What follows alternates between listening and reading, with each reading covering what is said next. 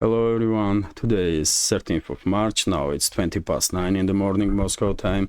I'm Levan Gudadze and this is my first update for the day in which I will share all the main news that are making headlines in Russian media outlets and Russian language pages on different internet platforms. And there are quite a few very significant developments and news that I like to share with you for this moment, but before I start let me take a couple of minutes and address some serious issue that I have to deal with now and this media project of mine. Well, point is that yesterday I received a letter from Buy Me a Coffee platform and I was informed that I am cancelled on that platform because of my Russian citizenship. Very unfortunate development because I lost about a third of financial support that I was receiving from our community through Buy Me a Coffee. But there is no time to whine about too much. I have to come up with solutions. And there is some solutions. If you are supporting my work and my channels through Buy Me a Coffee, please consider to subscribe on my Patreon page. Patreon is of course becoming even more crucial for surviving of this small media project of mine. You can see link of my Patreon under this video in description box and in the pinned comment, and you can choose on the Patreon level of your support, $5 a month, $10 a month, 20 or 50. It's up to you. And you can also support my work through PayPal. Link is also in the description box and in the pinned comment. Well-known worldwide payment system, PayPal. And I also updated my page on Boosty, very popular platform in Russia. That's how it looks, by the way, very popular platform in Russia among creators. And this platform is has connection with the Russian Mile Group, one of the biggest IT companies in Russia, and definitely will not cancel creators just because they are Russian citizens. And well, this platform, by the way, may replace Buy Me a Coffee because you can send a donation, or it says tip here, but donation is better describes support. But anyway, you can send a single donation as many times as you like, and also you can subscribe to my page on Boosty. It's quite intuitive to work your way on this platform. For example, you want to send some tip, you put some amount here. It shows in rubles right now, by the way, because I'm in Russia and it shows me ruble. You will see most likely US dollar or euro.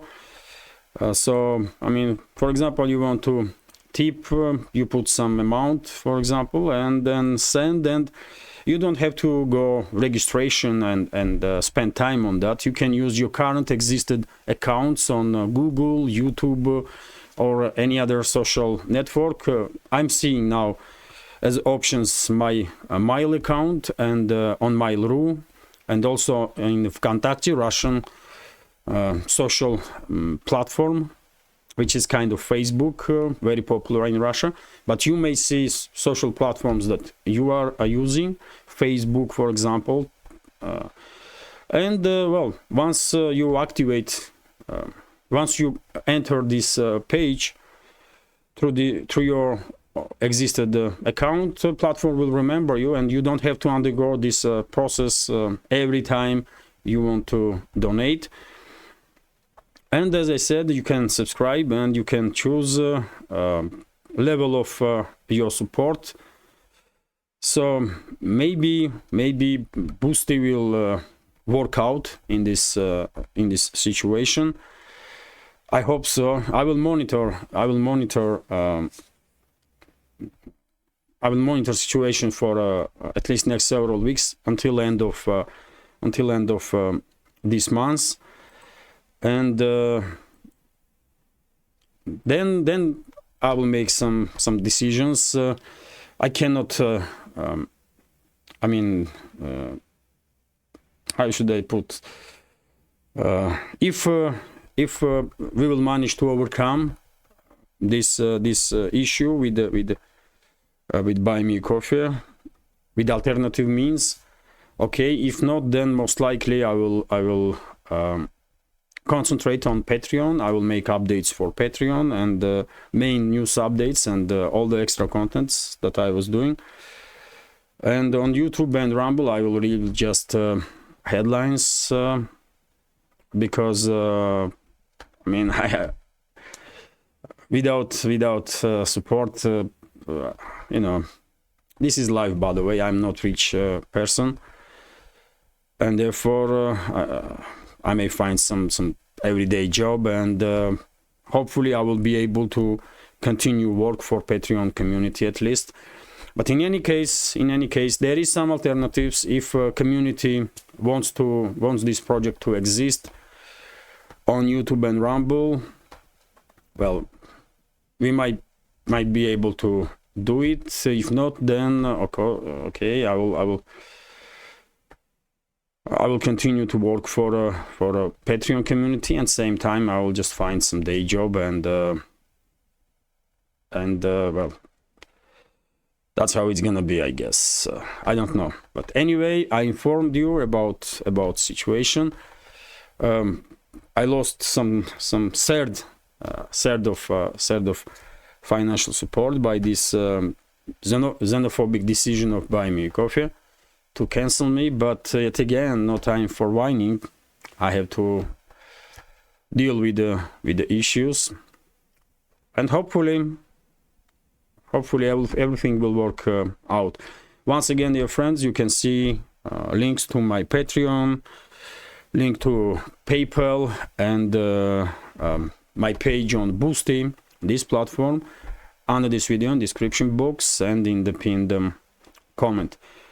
That's been said, let's go through some news now. And first of all, short summary of the situation on Ukrainian battlefield.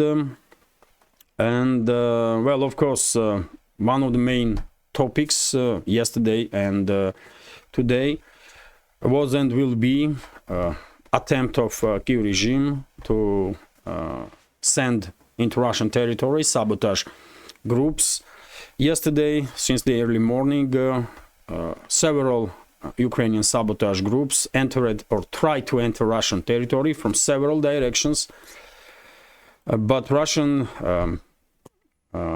security forces, Russian armed forces, were monitoring situation. They were ready for such a development, and as a result of the clashes on the borderline, on border areas between Russia and Ukraine's Kharkov region, Ukrainian armed forces lost more than 200 military personnel, 200 saboteurs, plenty of military equipment.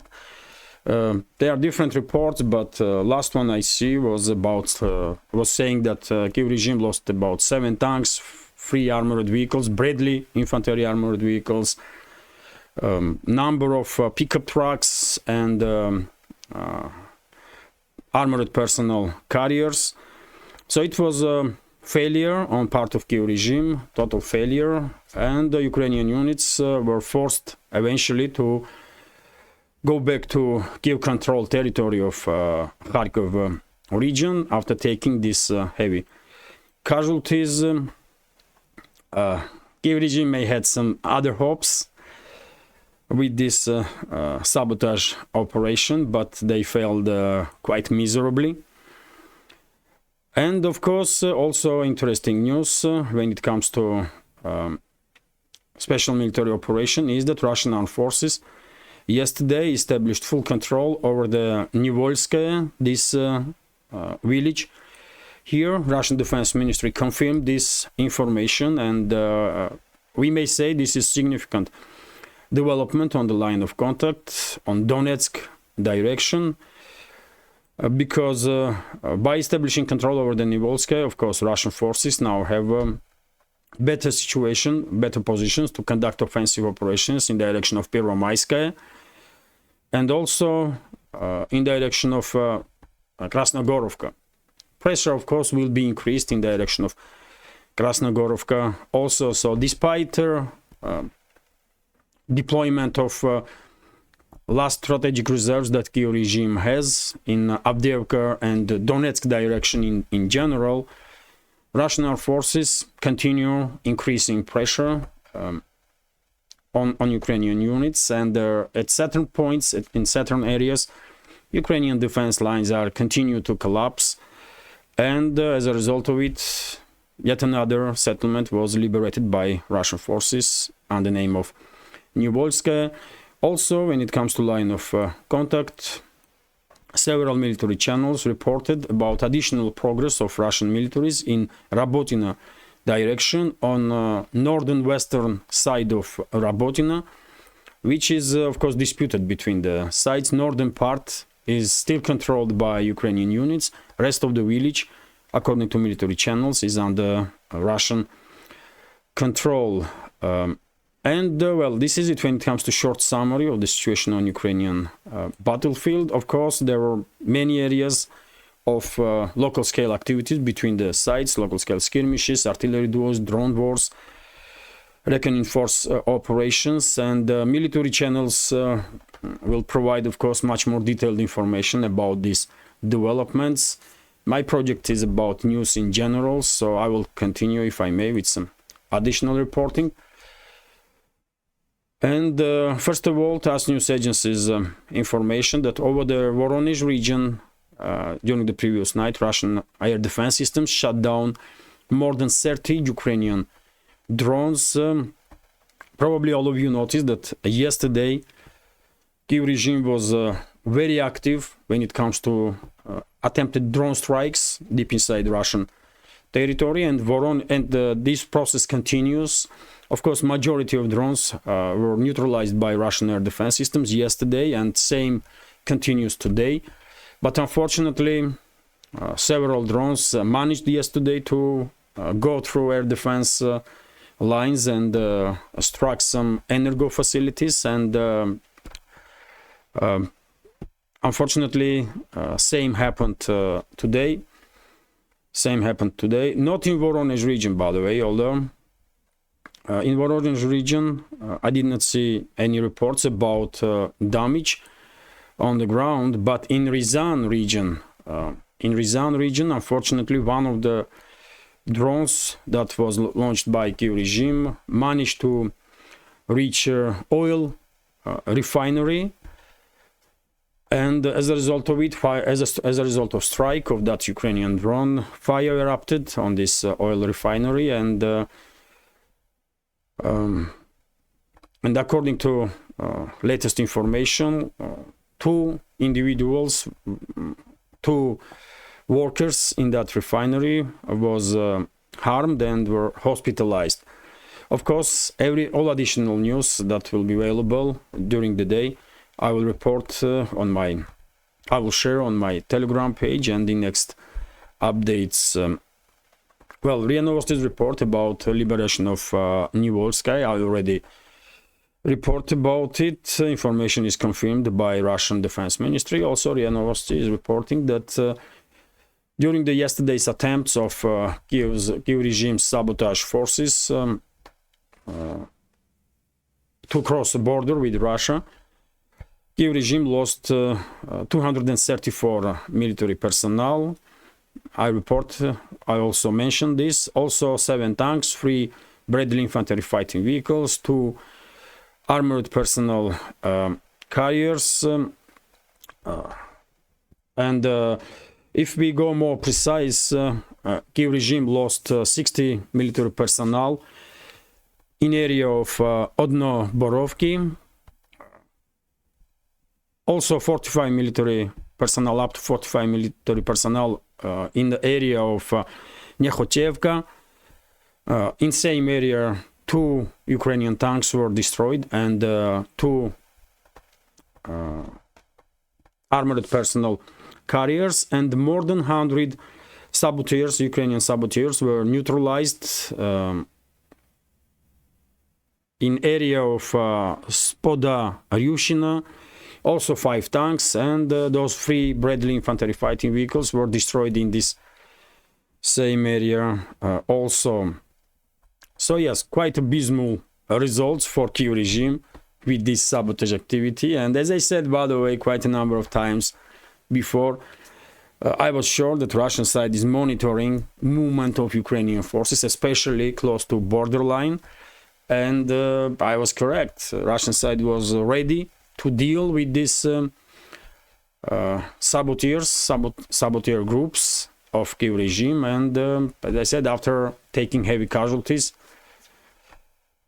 Kyiv regime's forces had no other options but to retreat towards Kyiv-controlled areas of Kharkov region. But let's continue with some other news. RIA Novosti's report that Russian armed forces destroyed the command and control point, command and controlled base of Ukrainian armed forces in Krasnogorovka. And during the strikes, there were high-ranking officers also among military personnel of Kyiv regime that was neutralized. Also, RT's report about destruction of yet another HIMARS multi-launch rocket system. You can see on this video, by the way, this is a HIMARS MLRS, and the Russian side used Tornado S guided missile from Russian MLRS system. And if you take a look at the area that was covered by shrapnels as a result of this explosion, of course, we have 100% guarantee that this HIMARS will never be used again. It was quite precise. Missile exploded in the air about like 10-15 meters away from HIMARS, and of course that lightly armored vehicle had no chance to survive in that conditions. RT's report that President of Russian Federation, Vladimir Putin made an interesting statement that Polish troops would never leave Ukraine once they will enter this failed state. Any attempt to send Polish troops into Ukraine may end up with a long-term occupation. President Vladimir Putin has warned in an extensive interview with the Russian journalist Dmitry Kiselyov, which is set to be aired by Russia 1 TV channel here in Russia and RIA Novosti news agency on Wednesday. If Polish troops enter the territory of Ukraine in order to, as they say, secure the Ukrainian-Belarusian border, for example, or in some other places, to free up Ukrainian near military units to participate in hostilities on the front line, then I think that Polish troops will never leave, Putin said, according to snippets of the interview. And Putin is correct, by the way. Putin is correct.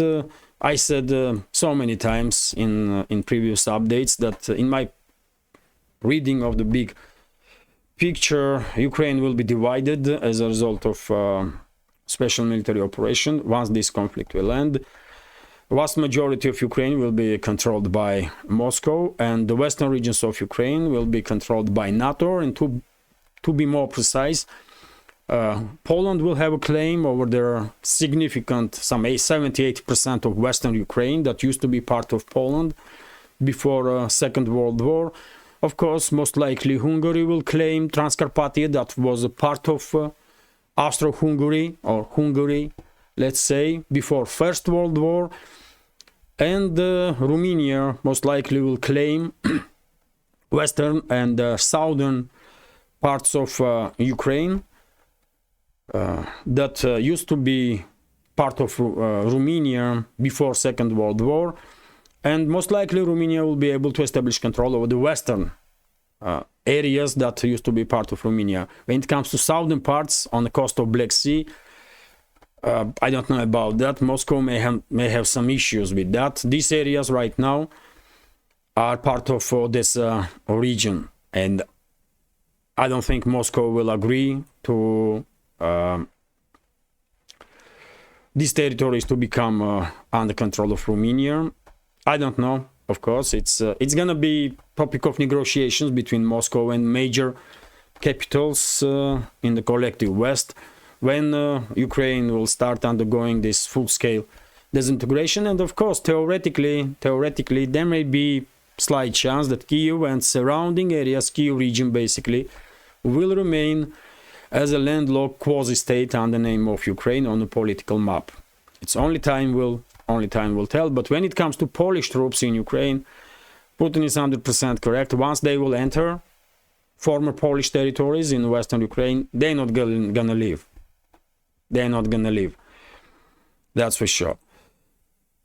Anyway, let's continue. And TASS news agencies report also about statements of Russian president. And he, by the way, mentioned Siversk yesterday during his conversation with the participants of the concourse of leaders of Russia. Putin said that Siversk direction is important direction, and even though Kyiv regime managed to dig in significantly and build up some defense lines in Siversk direction, Russian forces have some progress there, and Russian activity in this area will continue, which is quite interesting. If you remember, after liberation of Avdiivka, many members of our community was asking in which direction Russia will focus attention next. And my understanding of the situation, my reading of the picture was that most likely Russian forces will concentrate on Siversk direction to liberate Siversk and surrounding areas, which will, of course, give Russian side better positions to conduct offensive operations in direction of Kramatorsk-Slavyansk, which is a last, more or less, battle-ready defense line of Kyiv regime right now, because Slavyansk-Kramatorsk defense line was built since 2014. And, well, when Putin yesterday mentioned Siversk direction, of course, I remember what I was saying about Siversk, and maybe my prediction will become true, and next focus of Russian forces will be exactly the Siversk and surrounding areas. Probably all of you noticed that Russian armed forces are quite active in Belogorovka direction, very difficult direction because of the relief on the area. Just take a look on this 3D map, by the way. It's a hills, it's industrial areas, not really easy to move around, but Russian forces achieving some progress in this local scale offensive operations in direction of Belogorovka. Russian forces relatively recently established control over the Vysyola settlement here, and nowadays we are receiving reports about preparation of Russian forces to conduct offensive operations in direction of Razdolovka, which is southern, of course, southern flank of Siversk. So let's see how the situation develops, but I think most likely Siversk will be next focus for Russian grouping of forces in the central and northern sectors of the front line. Let's continue with some additional news. How long is this update? 24 minutes, okay. At least I will manage to go through some headlines to make sure that this update is not too long. TASS news agencies report that US will transfer to Kyiv regime a new military aid package, this time for $300 million. Announcement already have been made. Yesterday, Reuters news agency reported first, as I understand, about this upcoming announcement of US military aid for Kyiv regime, and Reuters has a 400 million number, but seems like US military aid will will worth 300 million, which is also quite significant. Kiev regime will receive manpads, anti-tank systems, also artillery shells, and most likely, according to some military channels, most likely missiles, ATACMS missiles that can be launched from HIMARS MLRS systems. Well, Washington, not surprisingly, continues to escalate with Moscow. The question is, this 300 million, the funding is coming from, because House Republicans did not voted in favor of Biden's initiative to allocate some 60+ billion for Kiev regime, and therefore most likely these funds will come directly from budget of Pentagon, I guess, maybe CIA partially, maybe even State Department, who knows. Anyway, let's continue. Quite interesting news that RIA Novosti, and of course, by the way, no matter how many weapons will be delivered to Kiev regime, outcome of this undeclared proxy war against Russia that is waged by Western ruling classes already known. Russia is victorious, and longer this conflict will continue,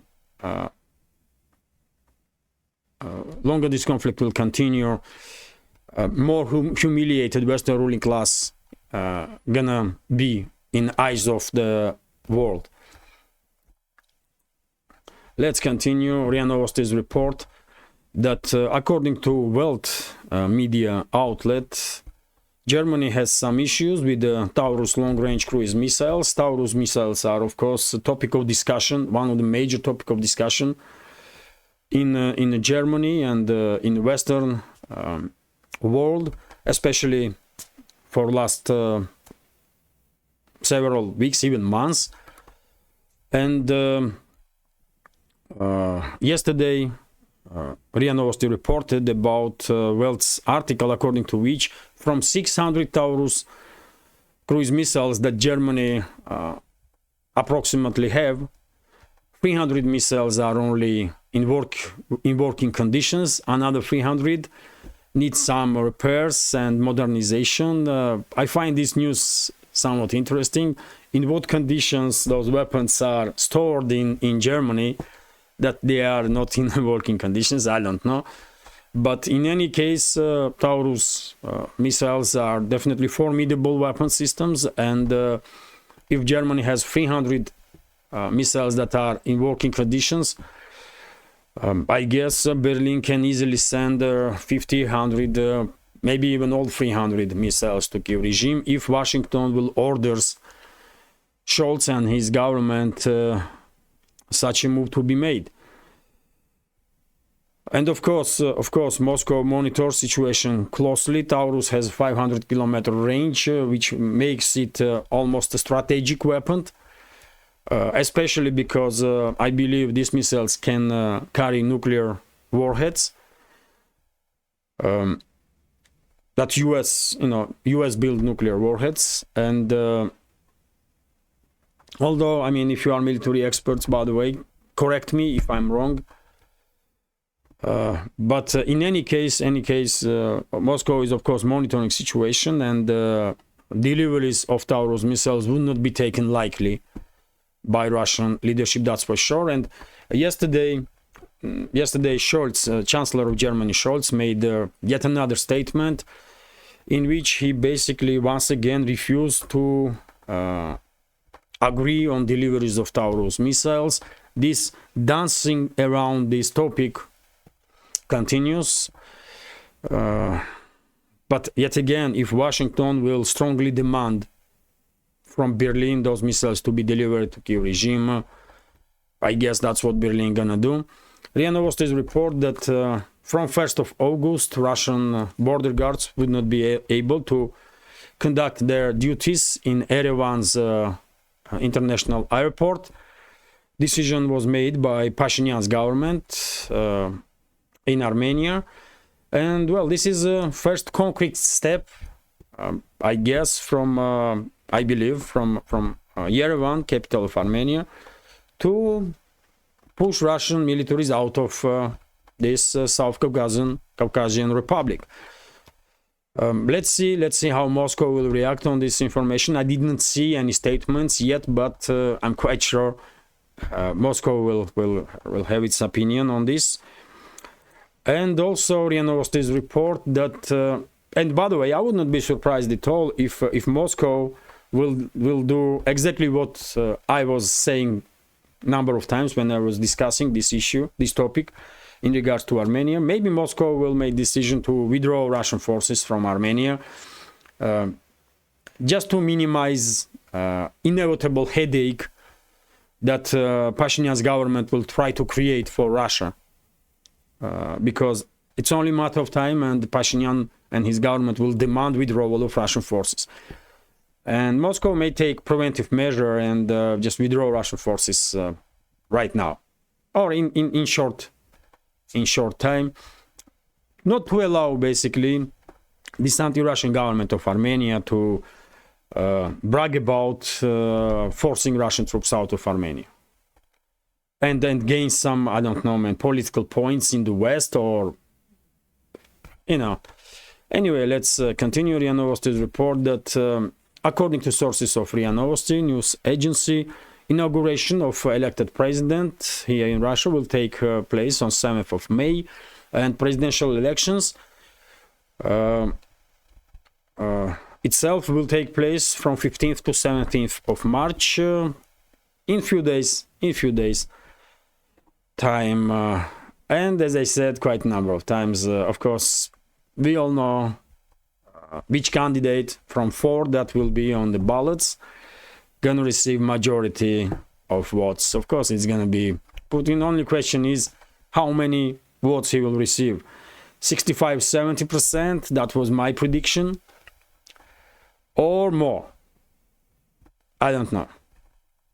And finally, dear friends, I will share with you this information from RT that Moscow's response to asset seizure by the West could trigger global collapse, according to Reuters. Interesting.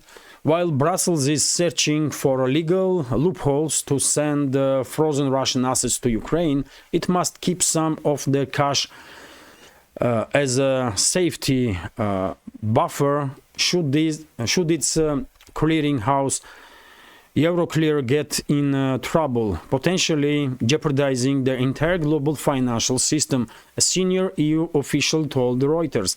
The West has frozen roughly 300 billion in holdings belonging to Russian central banks since the start of Ukraine conflict 2 years ago. Brussels-based Euroclear holds around 191 billion or euros, or $205 billion of them. And the EU is reportedly fast-tracking the decision to send Kiev the first tranche of up to 3 billion euros or $3.2 billion from profits generated by frozen Russian assets as early as July. However, Brussels will have to ensure that there is no breach of financial stability, and unnamed EU official told Reuters on Tuesday.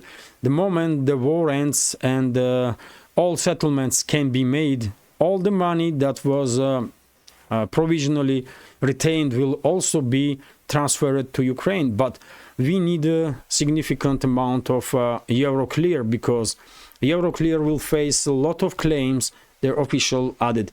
Well, yet another reason why Brussels and EU bureaucrats should be careful when it comes to stealing of Russian assets. But are they going to listen to warnings, even of their own officials from banking system or financial system?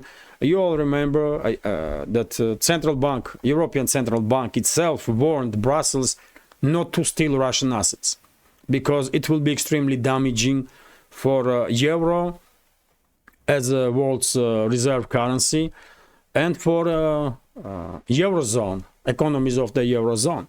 But seems like politicians are not listening. They just don't care. Ruling elites of the West, they see something that, can be stealed, and they want to do it. They just cannot help themselves. They want to steal it, and they will.